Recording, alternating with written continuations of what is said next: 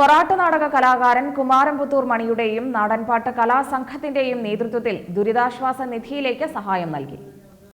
കലിയുഗമാണ് പോലെ നോക്കണം, പ്രകൃതി ദുരന്തം വരാതെ കാക്കണം.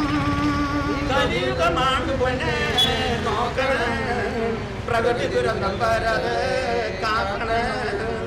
വയനാട്ടിൽ ചതിച്ച ചതിയാണടി, വയനാട്ടിൽ ചതിച്ച ചതിയാണടി, അനവധി ജീവൻ മണ്ണിൽ പോയടി.